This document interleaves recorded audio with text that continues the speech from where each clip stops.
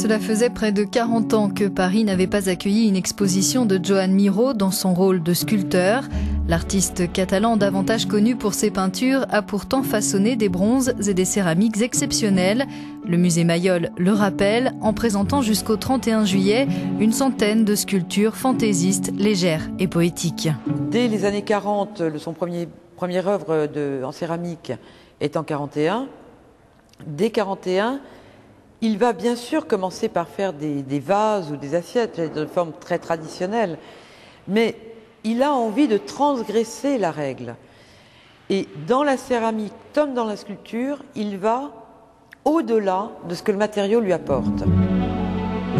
Joan Miró opte d'abord pour la céramique avant de passer au bronze. Ce matériau devient le support d'une créativité débordante. Il réalise parfois de drôles de créatures dont la forme rappelle les éléments de la nature ou encore les arts primitifs. La force d'un artiste qui fait qu'un artiste perdure, ça n'est pas le côté, ça n'est pas l'esthétique. C'est que justement chaque visiteur, chaque personne qui va se trouver face à une œuvre va ressentir quelque chose. Et en ressentant ce quelque chose, il va en parler à quelqu'un qui lui-même ressentira peut-être autre chose. Et ce qui fait que l'œuvre de Miró va perdurer, c'est qu'on n'est jamais indifférent devant l'œuvre de Miró.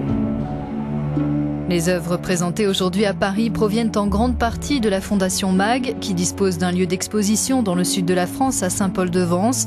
Joan Miró a travaillé dès les années 40 avec cette famille de collectionneurs.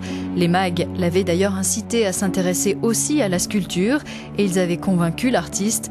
Joan Miró considérait que cette forme d'art était un moyen de donner vie à ses tableaux.